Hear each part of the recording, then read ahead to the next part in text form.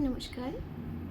গতকাল আমরা ছন্দের জাদুকর সত্যেন্দ্রনাথ দত্তের আমরা কবিতার প্রথম দুটি স্তবক সম্পর্কে বিস্তারিত আলোচনা করেছিলাম।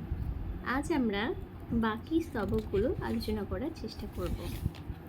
কালকে আমরা যে দেখেছিলাম যে প্রথম স্তবকে সেখানে কিন্তু আমরা আমাদের বঙ্গদেশ, সেখানকার বর্ণনা, ভৌগোলিক বর্ণনার কিন্তু আমরা পরিচয় পেয়েছি। পাশাপাশি আমাদের দেশের যে অরণ্য সংকুল, ব্যাঘ্র সংকুল বা সর্পসংকুল যে এলাকা, সে সমস্ত বর্ণনাও কিন্তু আমরা সেখানে পেয়েছি বিজয় সিংহ, প্রতাপাদিত্য, চাঁদ রায়ের মতো শাসকদের বীরত্ব, শৌর্য, বীর্যের প্রকাশ। আজ আমরা শুরু করব তৃতীয় স্তবক থেকে। তো চলো শুরু করা যাক। জ্ঞানের নিধান আদিবিদ্বান কপিল সাংখ্যকার এই বাংলার মাটিতে গাঁথিল সূত্রে হীরক হার। জ্ঞানের নিধান অর্থাৎ অফুরন্ত জ্ঞানের যিনি উৎস, সেই আদিবিদ্বান সাংখ্য দর্শনের প্রতিষ্ঠাতা কপিল সাংখ্যকার, তিনি কিন্তু এই বাংলার মাটিতে তার অর্জিত জ্ঞানকে যেন হীরার টুকরোর সাথে তুলনা করা হয়েছে এবং সেগুলোকে তিনি যেন কোনো একটা বিশেষ সূত্রে গেঁথে দিয়েছেন। তিনি কিন্তু আমাদের বাংলাদেশেরই একজন মানুষ। আর কি বলেছেন? বাঙালি অতীশ লঙ্ঘিল গিরি তুষার ভয়ঙ্কর। অতীশ দীপঙ্কর শ্রীজ্ঞানের নাম তোমরা সকলেই জানো, যিনি কিন্তু বিদ্যা অর্জনের জন্য সেই সময় তিব্বত যাত্রা করেছিলেন। আমরা সপ্তম শ্রেণীতে কিন্তু পড়ে এসেছি যে তিনি রামমোহন রায় প্রভৃতি কিছু মানুষ যারা সেই সময় কিন্তু জ্ঞান বিজ্ঞান চর্চার যে কেন্দ্রস্থল তিব্বত, সেখানে কিন্তু তারা গিয়েছিলেন। জালিল জ্ঞানের দ্বীপ তিব্বতে বাঙালি দীপঙ্কর। অর্থাৎ তিনি যে সেখানে শুধু বিদ্যা অর্জন করতে গিয়েছিলেন সেটা কিন্তু নয়, সেখানে বিদ্যা অর্জন করার পর তিনি কিন্তু সেখানে জ্ঞানের প্রদীপ জ্বালিয়েছিলেন এবং এখনও পর্যন্ত কিন্তু সেখানকার যে সমস্ত বৌদ্ধরা রয়েছে তারা কিন্তু অতীশ দীপঙ্কর শ্রীজ্ঞানকে পুজো করে থাকেন। কিশোর বয়সে পক্ষধরের পক্ষ সাতন করি, বাঙালির ছেলে ফিরে এলো দেশে যশের মুখে পড়ে। কিশোর বয়সে মানে কৈশোরকালে মিথিলার বিখ্যাত তার্কিক বা নৈয়ায়িক পক্ষধর মিশ্রের সাথে তর্কযুদ্ধ তথা বাক যুদ্ধে অংশগ্রহণ করেছিলেন বাংলারই এক ছেলে, যার নাম হচ্ছে রঘুনাথ শিরোমণি। তিনি কিন্তু চৈতন্য সমসাময়িক একজন কিশোর ছিলেন, যিনি কিন্তু এই মহাতার্কিক পক্ষধর মিশ্র, যাকে কিনা কেউ তর্কে হারাতে পারতো না, তাকে কিন্তু পরাজিত করেছিলেন। তার যে পক্ষ সাতন করে অর্থাৎ পাখা কেটে দিয়ে আসা, সেটা কিন্তু নয়, আসলে কিন্তু তর্কে তাকে পরাজিত করেছিলেন এই রঘুনাথ শিরোমণি। বাঙালির রবি জয়দেব কবি কান্ত কোমল পদে করেছে সুরভি সংস্কৃতের কাঞ্চন কোকনদে। বাঙালির রবি, রবি অর্থাৎ তোমরা সকলেই জানো সূর্য। রবি হচ্ছে সূর্যের একটি সমার্থক শব্দ। বাঙালির রবি কাকে বলা হয়েছে? না, কবি জয়দেবকে। সংস্কৃত সাহিত্যের একজন বিখ্যাত কবি কিন্তু জয়দেব, যিনি কিন্তু গীত গোবিন্দম নামক এই বিখ্যাত রাধাকৃষ্ণ বিষয়ক পদাবলী গ্রন্থের রচয়িতা, যেখানে 24টি পদে রাধার সঙ্গে শ্রীকৃষ্ণের যে কি বলবো মান অভিমানের যে বিষয়টি, সেটি সুন্দরভাবে তুলে ধরেছিলেন এবং তার সেই পদের মাধুর্য যেন মনে হচ্ছে কোমল পদ। কোমল অর্থাৎ কিন্তু কান্ত, নরম, যেই পদগুলো শুনলেই আমাদের হৃদয় বিগলিত হয়ে যায়, সেই সুন্দর কোমল কান্ত পদে কিন্তু আমাদের সংস্কৃতের কাঞ্চন কোকোনাদ, কাঞ্চন অর্থাৎ সোনা, কোকোনাদ হচ্ছে লাল বর্ণের পদ্ম, লাল বর্ণের পদ্মের যে সৌরভ, সেই সৌরভের মতো কবি জয়দেবের এই পদাবলীর সেই পদগুলি, সেগুলো যেন আমাদের বাংলা সাহিত্যকে সংস্কৃত সাহিত্যকে সুশোভিত করে তুলেছে। স্থপতি মোদের স্থাপনা করেছে বর ভূধরের ভিত্তি। স্থপতি অর্থাৎ সৃষ্টিকর্তা তথা ঈশ্বর, তিনি কি করেছেন আমাদের হয়ে স্থাপনা করেছেন বরভূধর। বরভূধর হচ্ছে বৌদ্ধ স্তূপ, যেটি কিনা ইন্দোনেশিয়ার জাভা দ্বীপে বর্তমানে অবস্থিত। সেখানে সেই বৌদ্ধ স্তূপ, যেখানে প্রচুর পরিমাণে বৌদ্ধ কিন্তু তাদের উপাসনা ক্ষেত্র হিসেবে এই স্থানটিকে বিশেষ বিশেষ মর্যাদা প্রদান করে থাকে। আর তার সাথে সাথে শ্যাম কম্বোজ ওঙ্কারধাম মোদেরই প্রাচীন কীর্তি। শ্যাম অর্থাৎ বর্তমানে আমরা যেটাকে থাইল্যান্ড বলি, সাদা হাতির দেশ। কম্বোজ অর্থাৎ কম্বোডিয়া। ওঙ্কারধাম, তোমরা সবাই জানো অঙ্কুর ভাট যে মন্দির, সেই ওঙ্কার ধামের কথাও কিন্তু এখানে বলা হয়েছে। সেই সমস্ত প্রাচীন কীর্তিই কিন্তু বাঙালি তাদের নিদর্শন রেখে গিয়েছে। ধ্যানে মূর্তি দিয়েছে আমাদের ভাস্কর। ধ্যানে অর্থাৎ অচৈতন্য মনের গভীরে থাকা কোনো চৈতন্যে বসে বসে আর সেই ভাস্কর অর্থাৎ যারা পাথর কেটে বা কোনো ধাতু খোদাই করে কোনো মূর্তি তৈরি করেন, সেই রকমই এক ভাস্কর তিনি কি করেছেন, তার অচেতন মনে বসে বসে মূর্তি প্রদান করেছে। কাকে? কে সেই ভাস্কর? না ধীমান আর বিটপাল আর ধীমান, যাদের নাম অবিনশ্বর। হ্যাঁ, তো পাল যুগের দুই বিখ্যাত ভাস্কর ধীমান এবং বিটপাল, যারা কিন্তু তাদের সেই পাথরের ভাস্কর্যে তাদের সেই ধ্যানের মূর্তি খোদাই করে গিয়েছে। আমাদেরই কোন সুপটু পটুয়া লীলায়িত তুলিকায় আমাদের পট অক্ষয় করে রেখেছে অজন্তায়। আমাদেরই কোনো বিখ্যাত শিল্পী, তিনি কি করেছেন, অজন্তা ইলোরার গুহাচিত্রের কথা তোমরা সকলেই জানো, যেখানে বেশ কয়েকটি প্রায় 31টি মতো গুহা রয়েছে, যেটি একটি মাত্র পাথরকে খোদাই করে কিন্তু রূপ দেওয়া হয়েছে। সেখানকার কারিকার্য যদি আমরা দেখি, তো আমরা খুব সহজেই কিন্তু তাদের যে ভাস্কর্য, তাদের যে শিল্পিত সৌন্দর্যে আমরা কিন্তু মুগ্ধ হই। তো সেই যে মানুষটি যার হাতের স্পর্শে সেই অজন্তা ইলোরার গুহাচিত্র প্রাণ লাভ করেছিল, তিনিও কিন্তু আমাদের বাংলাদেশেরই একজন মহান শিল্পী। কীর্তনে আর বাউলের গানে আমরা দিয়েছি খুলি, মনের গোপনে নিভৃত ভুবনের দ্বার ছিল যতগুলি। কীর্তন, তোমরা সকলেই জানো কীর্তনের স্রষ্টা আমরা শ্রী শ্রী মহাপ্রভু চৈতন্যদেবকে বলি। সেই সময় চৈতন্য যুগে বাংলাদেশে যে মূল্যবোধের অবক্ষয়, মানুষে হানাহানি, ধর্মীয় বিদ্বেষ, জাতিগত অস্পৃশ্যতার যে প্রাবল্য ছিল, এই মহাপুরুষ যিনি কিনা অন্তরে কৃষ্ণ এবং বহিরঙ্গে রাধিকার রূপে পৃথিবীতে জন্মগ্রহণ করে মর্তবাসীর মধ্যে কিন্তু মানব প্রেমের যে ধর্ম, সেই ধর্ম প্রচার করেছিলেন, সেটা কিন্তু এই কীর্তন গানের মাধ্যমে। এবং পাশাপাশি তোমরা সকলেই জানো বাউল গান, দেহতত্ত্বমূলক যে বাউল গান আমাদের দেশে এখনও প্রচলিত রয়েছে, সেই গানেরও কিন্তু স্রষ্টা আমাদেরই বাংলাদেশী অর্থাৎ একজন বাঙালি মানুষ। মন্বন্তরে মরিনি আমরা, মারি নিয়ে ঘর করি, বাঁচিয়া গিয়াছি বিধির আশিসে অমৃতের টিকা পড়ি। মন্বন্তর কথার অর্থ হচ্ছে মহামারী। হয়তো কোনো কারণে দুর্ভিক্ষ হলো, খরা হলো, বন্যা হলো, কিংবা প্রচুর বৃষ্টিপাত হলো, যার ফলে উৎপাদিত যে সমস্ত ফসল ছিল সেগুলো নষ্ট হয়ে গেল বা উৎপন্নই হলো না, যার ফলে দেশ জুড়ে যে খাদ্য সংকট, পাশাপাশি কোনো অজানা কোনো ভয়ঙ্কর রোগের আক্রমণে মানুষের যে মৃত্যু, এই দুটো জিনিস যদি একসাথে ঘটে, তাহলে কিন্তু আমরা বলি মন্বন্তর।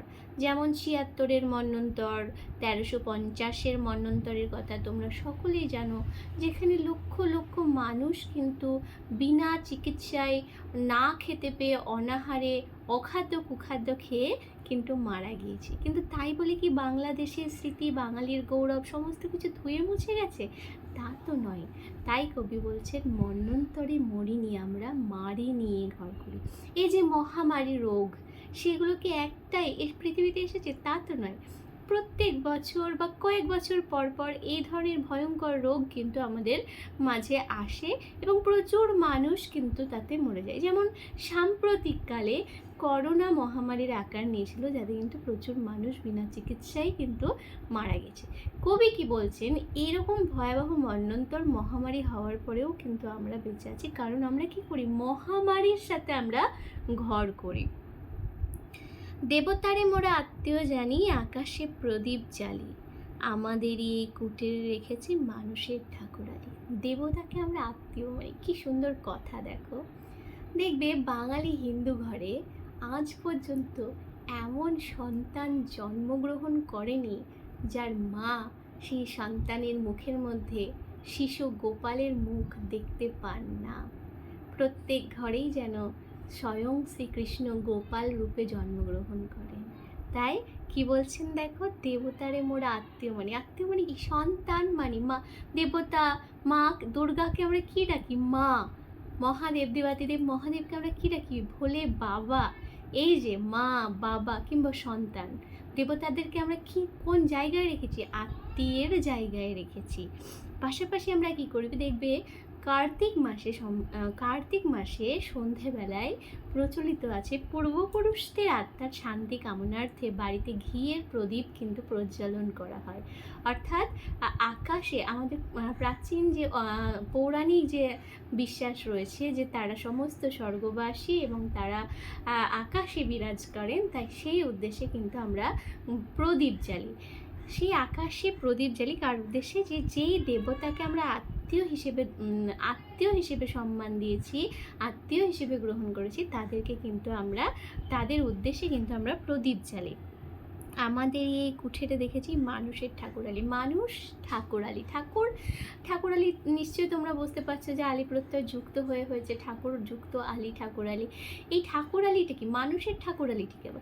এই যে একটু আগে আমরা মহাপ্রভু শ্রী শ্রী চৈতন্যদেবের কথা বলেছি, তিনি কি দেবতা ছিলেন? নয় তো, কিন্তু এত বছর পর, তার মৃত্যুর এত বছর পরেও কিন্তু তাকে আমরা ঠাকুরের আসনে, দেবতার আসনে বসাই। কিংবা যদি তোমরা শ্রী শ্রী রামকৃষ্ণ দেব, মা সারদা দেবীর কথাই যদি ভাবো, বা স্বামী বিবেকানন্দের কথাই যদি ভাবো, তাদেরকে আমরা কি, তারা কিন্তু মহামানব, কিন্তু তারপরেও কিন্তু আমরা অনেকেই বাড়িতে ঠাকুরের সিংহাসনে কিন্তু তাদেরকে প্রতিষ্ঠা করে তাদের চরণে কিন্তু পুষ্পাঞ্জলি প্রদান করে থাকি। অর্থাৎ আমাদের কুটিরেই কিন্তু রয়েছেন সেই মানুষের ঠাকুরালি। ঘরের ছেলের চক্ষে দেখেছি বিশ্বভূপের ছায়া, বাঙালির হিয়া অমিয়া মথিয়া, নিমাই ধরেছে কায়া। কি সুন্দর লাইন, কি বলেছে দেখো, ঘরের ছেলে কে, নিমাই, অর্থাৎ শ্রী শ্রী মহাপ্রভু চৈতন্য।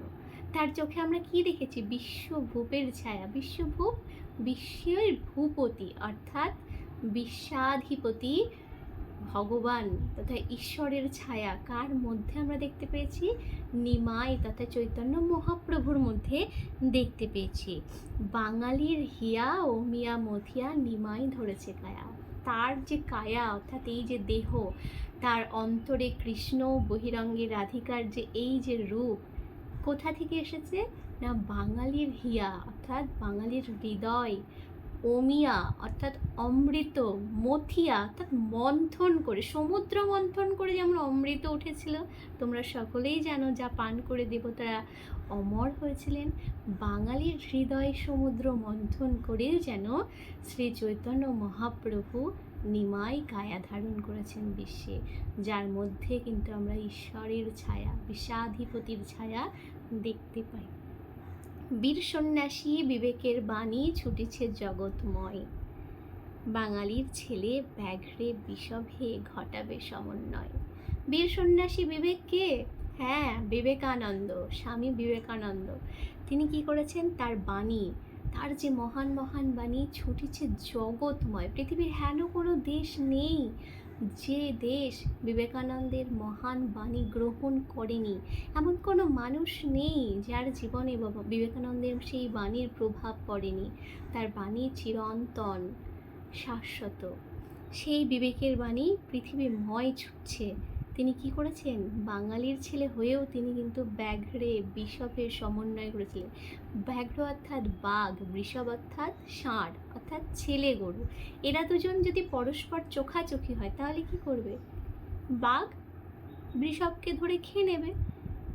তাদের মধ্যে মিলনের তো কোনো উপায় নেই। কিন্তু বিবেকানন্দ এমনই এক মহান মানুষ ছিলেন, তিনি কিন্তু বাঘের সাথে বৃষভের সমন্বয় সাধন করেছিলেন। অর্থাৎ প্রাচ্যের সাথে পাশ্চাত্যের, ভারতীয় সংস্কৃতির সাথে ইউরোপীয় সংস্কৃতির তথা মার্কিন যুক্তরাষ্ট্রে যে আমেরিকার শিকাগো ধর্ম সম্মেলন হয়েছিল, সেখানে গিয়ে কিন্তু তিনি ভারতের ধর্মকে, ভারতীয় সনাতন হিন্দু ধর্মকে শ্রেষ্ঠত্বের আসনে প্রতিষ্ঠা করেছিলেন। তার ধর্মপ্রচারে মুগ্ধ হয়ে অনেকেই কিন্তু তার বিবেকানন্দ প্রচারিত ধর্ম গ্রহণ করেছিলেন, তার শিষ্যত্বও গ্রহণ করেছিলেন। যেটা তোমরা চিঠি পত্রটিতে, বিবেকানন্দের পত্রাবলী যে চিঠি পত্রটি আমাদের পাঠ্য ছিল, সেইখানে কিন্তু আমরা দেখেছি মার্গারেট এলিজাবেথ নভেল, স্টার্ডি, মুলার, বুল, এরা কিন্তু সেই বিবেকানন্দের সেই সংস্কৃতির দ্বারা আকৃষ্ট হয়েছিলেন। অর্থাৎ প্রাচ্যের সাথে পাশ্চাত্যের যে সমন্বয় সাধন, এইটা কিন্তু স্বামী বিবেকানন্দ ঘটিয়েছিলেন। তপের প্রভাবে বাঙালি সাধক জ্বরের পেয়েছে সাড়া। তপস্যার প্রভাবে বাঙালি সাধক কি হয়েছে, জড়বস্তুর কাছ থেকেও সাড়া পেয়েছে। কে বলতো, কার কথা বলা হচ্ছে এখানে? ঠিক ধরেছ, আচার্য জগদীশচন্দ্র বসু। তিনি ব্রোমাইট নামক বিষ প্রয়োগে উদ্ভিদেরও যে প্রাণ আছে এই সত্য কিন্তু প্রমাণ করেছিলেন, তাই না? আমাদের এই নবীন সাধনা সব সাধনার বাড়া, অর্থাৎ বাঙালি জাতির যেই নতুন নতুন সাধনার পথ, সেই সাধনা কিন্তু সব সাধনা, সব অর্থাৎ তালব্য সব অসব, সব এখানে কিন্তু মৃতদেহের সাধনা। তোমরা সকলেই জানো ভারতবর্ষ তো আধ্যাত্মিকতার দেশ। এখানে বিভিন্ন ধর্মের মানুষ রয়েছেন। তন্ত্রমতে সব দেহ নিয়ে যারা সাধনা করে তাদেরকে সব সাধক বলে। কি বলছেন কবি, যে এই যে আচার্য জগদীশচন্দ্র বসু জ্বরের কাছ থেকে সাড়া পেয়েছে, তার যে সাধনাটা, সেটা তো একদিনে সম্ভব হয়নি, তাই না?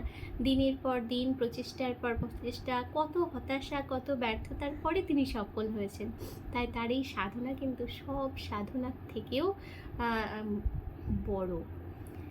বিষম ধাতুর মিলন ঘটিয়া বাঙালি দিয়েছেন বিয়া, মোদের নব্য রসায়ন শুধু গড় মিলে মিলাইয়া। বিষম ধাতু মানে সমান নয়, এমন কিছু ধাতুর মধ্যে মিলন ঘটিয়েছেন। কে মিলন ঘটিয়েছেন? আচার্য প্রফুল্লচন্দ্র। তিনি কি করেছেন, বিষম ধাতুগুলোর মধ্যে মিলন ঘটিয়ে নতুন একটা ধাতু বা মৌল তৈরি করেছেন। তার যেই নতুন রসায়ন, সেটা কিন্তু গড় মিলে মিলায়, অর্থাৎ যাদের মধ্যে মিল সম্ভব নয় তাদের মধ্যে মিলন ঘটিয়ে কিন্তু তিনি এই মিলন রসায়ন, নব্য রসায়ন সৃষ্টি করেছেন। বাঙালির কবি গাহিছে জগতে মহামিলনের গান, বিফল নহে মানব জনম, বিফল নহে হে প্রাণ। বাঙালির কবি বিশ্বজগতে মহামিলনের গান গাইছেন। কে বলতো? হ্যাঁ, বিশ্বকবি রবীন্দ্রনাথ ঠাকুর। তিনি গোটা বিশ্ববাসীর মধ্যে, তিনি তো মানবতাবাদী কবি ছিলেন। তিনি এই মানবতা কবি কিন্তু সাম্রাজ্যবাদী আগ্রাসনের বিরুদ্ধে বারবার বিশ্ববাসীকে একটাই কথা বলে এসেছেন, একটাই বার্তা তিনি তার লেখনীর ইস্তেহারের মাধ্যমে আমাদের সামনে উপস্থাপিত করেছেন, সেটা হচ্ছে মিলন। দিবে আর নেবে, মেলাবে মিলিবে, যেও না যাবে না ফিরে। অর্থাৎ তোমার যা কিছু ভালো আছে তুমি অন্যকে দাও, তো অন্যের যা কিছু ভালো আছে তুমি সেটা সাদরে গ্রহণ করো। এই যে পরস্পরের সমন্বয় সাধন, তার মধ্যে দিয়ে একটা মহান জাতি পৃথিবীতে গড়ে উঠবে, এই বার্তা কিন্তু বিশ্বকবি রবীন্দ্রনাথ দিয়ে এসেছেন তার রচিত গ্রন্থ, কাব্য, কবিতা, প্রবন্ধ, গানগুলোর মধ্যে দিয়ে। তাই কি বলছেন কবি, তার সেই মানব জনম, অর্থাৎ পৃথিবীতে যত মানুষ রয়েছে, যদি এই সমন্বয় সাধন সম্ভব হয় তাহলে কারো জীবন, কোনো মানব জীবন বিফল হবে না, কোনো প্রাণ কিন্তু ব্যর্থ হবে না। ভবিষ্যতের প্রাণে মোরা চায় আশা ভরা আহ্লাদে, বিধাতার কাজ সাধিবে বাঙালি ধাতার আশীর্বাদে। এই যে ভবিষ্যতে যে মহান মানবজাতির সৃষ্টি হবে, সেই সৃষ্টির পানে চেয়ে কিন্তু আমরা আহ্লাদ করি, এবং বিধাতার কাজ কারা সাধন করবে? বাঙালি সাধন করবে ধাতার আশীর্বাদ। ধাতা অর্থাৎ বিশ্ববিধাতার আশীর্বাদে। বেতালের মুখে প্রশ্ন যা ছিল আমরা নিয়েছি কেড়ে, জবাব দিয়েছি জগতের আগে ভাবনা ও ভয় ছেড়ে। বেতাল এবং বিক্রমের গল্প তোমরা সকলেই জানো, যে রাজা বিক্রমাদিত্য তিনি একটি বিশেষ উদ্দেশ্য সাধন করার জন্য বেতালকে জঙ্গল থেকে আনতে গিয়েছিল, কিন্তু বেতালের একটা কন্ডিশন ছিল যে সে একটি করে গল্প বলবে। যদি বিক্রমাদিত্য তার গল্পের উত্তরেটা, মানে তার প্রশ্নের উত্তরটা, হিয়ালি প্রশ্নের উত্তরটা যদি যথাযথ দিতে পারে, তাহলে কিন্তু বেতাল সে কিন্তু আবার গিয়ে গাছে ঝুলে পড়বে। আর যদি না উত্তর দিতে পারে, তাহলেও কিন্তু বেতাল তার সাথে যাবে না। তো এই রকমের পদ্ধতিতে, মানে এই পরিস্থিতিতে দাঁড়িয়েও কিন্তু বেতাল তার গল্পগুলো মন দিয়ে শুনছিল এবং উত্তর দিচ্ছিল। প্রত্যেকবারই উত্তর দেওয়ার সাথে সাথে বেতাল সেই আবার গিয়ে গাছের ডালে ঝুলে পড়ছিল। এই যে বেতাল, তার মুখে যে প্রশ্ন ছিল তার সমস্ত উত্তর কিন্তু কে দিয়েছিলেন? রাজা বিক্রমাদিত্য তিনি কিন্তু দিয়েছিলেন। কেন দিয়েছিলেন? তার সমস্ত ভয় ভাবনা ছেড়ে দিয়েও কিন্তু তার সেই সমস্ত প্রশ্নের সঠিক উত্তর দিয়েছিল, কারণ ভুল উত্তর দিলে কিন্তু তিনি আর তার সাথে যাবেন না। বাঁচিয়ে গিয়েছি সত্যের লাগি সর্ব করিয়া প্রাণ, সত্যে প্রণমে থেমেছে মনের অকারণ স্পন্দন। তোমরা সকলেই জানো আমরা ভারতবাসীরা তারা কিন্তু সত্য সুন্দর এর উপাসক। মিথ্যে কথা বলা, মিথ্যে পথে চলা কোনো সময় ভারতবাসী আমরা মন থেকে সেটাকে প্রশ্রয় দিই না। তাতে যা খুশি হয়ে যাক, যা খুশি পণ রাখতে হোক, আমাদের হৃদয় স্পন্দন যদি থেমেও যায়, তাও কিন্তু আমরা সত্যের জন্য প্রাণ দেবো, তাই না? সত্যমেব জয়তে আমাদের সেই বাণী, মহান বাণীর কথা মনে রেখে আমরা কিন্তু কাজ করে যাব। সাধনা ফলেছে, পান পাওয়া গেছে জগৎ প্রাণীর হাটে, সাগরের হাওয়া নিয়া নিঃশ্বাসে গম্ভীরা নিশি কাটে। এত কিছুর পরেও কিন্তু সত্যের সাধনা কখনো ব্যর্থ হয় না, তাই না?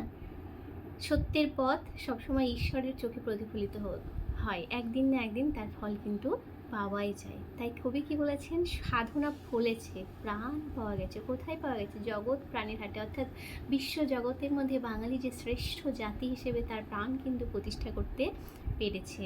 আর কি বলছে? সাগরের হাওয়া নিয়া নিঃশ্বাসে গম্ভীরা নিশি কাটে। গম্ভীরা তোমরা জানো মালদহের একটি বিখ্যাত লোকনৃত্য। এই গম্ভীরা সাধারণত শিবের গাজন উপলক্ষেই হয়, এবং সাগরের হাওয়া তোমরা বিভিন্ন সময় যেন গঙ্গা সাগরে যে মেলা হয়, কুম্ভ মেলা হয়, সেই সমস্ত ক্ষেত্রে কিন্তু আমরা নিশি যাপন করার একটা রীতি কিন্তু প্রচলিত রয়েছে। শ্মশানের বুকে রোপণ করেছি আমরা পঞ্চবটি, তাহারি ছায়ায় আমরা মেলাবো জগতের শতকোটি। শ্মশান তোমরা সকলে জানো, হিন্দুদের সব দেহের যে স্থান সেটাকেই শ্মশান বলা হয়। এই শ্মশানের বুকে আমরা কি করেছি? শ্মশান, সেখানে তো মৃতের কারবার, তাই না? যা কিছু সেখানে মৃতকে নিয়েই হয়, মৃত্যুকে নিয়ে আবর্তিত হয়। সেখানেও আমরা কি করেছি? পঞ্চবটি রোপণ করেছি। পঞ্চবটি কি? 5টি বিশেষ গাছ। তোমরা যদি যে কোনো শ্মশানে যাও, এই গাছগুলো কিন্তু তোমরা দেখতেই পাবে। তাদের মধ্যে হচ্ছে বট, বেল, অশোক, অশ্বত্থ এবং আমলকি। এই 5টি গাছকে বলা হয় পঞ্চবটি। এই গাছ যে শুধু শ্মশানেই থাকে তা কিন্তু নয়, এই মহা ঔষধি গাছগুলো কিন্তু বিভিন্ন মন্দিরেও তোমরা দেখতে পাবে। বিশেষ করে দক্ষিণেশ্বরে যে পঞ্চবটি বন রয়েছে সেখানে গেলে কিন্তু দেখতে পাবে। মানে আশ্চর্যের বিষয়, এই সবকটি গাছটি কিন্তু গাছের যে ঔষধি গুণ সেটা কিন্তু অসম্ভব। শ্মশান যেখানে প্রাণের অস্তিত্ব নেই, সেখানে যে এই মহান গাছগুলো জন্মাতে পারে, এটা খুব আশ্চর্যের বিষয় না?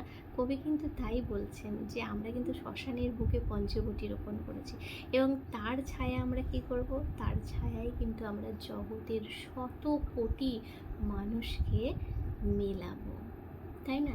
দেখবি শ্মশানে মৃত্যুতে কত মানুষের সাথে কত মানুষের বিরোধ, মতভেদ, রাগারাগি, হানাহানি, কিন্তু মৃত্যুতে কেউ তো পিছুপা হয় না। সবাই সকলের মৃতদাহের কাজে কিন্তু নিজের মন থেকে এগিয়ে আসে। একই রকমভাবে কবিও কিন্তু বলছেন সেই শ্মশানের বুকে যেখানে প্রাণ নেই, নিষ্প্রাণ সেখানে কিন্তু আমরা জগতের শত কোটিকে মেলাবো। কিভাবে? এই যে সাম্যের গান গেয়ে মেলাবো, সৌভ্রাতৃত্বের গান গেয়ে মিলাবো। মণি অতুলান ছিল যে গোপন সৃজনের শতদলে, ভবিষ্যতের অমর সে বীজ আমাদেরই করতলে। অতুলান মণি, ভারতবর্ষ তো প্রাচীনকাল থেকে অত্যন্ত সমৃদ্ধ দেশ, সোনা দানা মশলা খনিজ সম্পদ সব কিছুতেই সমৃদ্ধ। সেই সমৃদ্ধ যে দেশ গোপনে যেন শতদল পদ্মের মতো ছিল, আর ভবিষ্যতেও যেন আমরা আমাদের দেশকে সেই সুন্দর ঐশ্বর্যময়ী দেশরূপেই পাব। অতীতে যাহার সূচনা হয়েছে সে ঘটনা হবে হবে, অর্থাৎ অতীত কাল থেকে যে জিনিস সমৃদ্ধ হয়ে আসছে ভবিষ্যতেও আমরা সেই সমৃদ্ধি ধরে রাখতে পারব। বিধাতার ভরে ভরিবে ভুবন বাঙালির গৌরবে। বিধাতার ভর অর্থাৎ ঈশ্বরের আশীর্বাদে কিন্তু পৃথিবী ভরবে কার গৌরবে?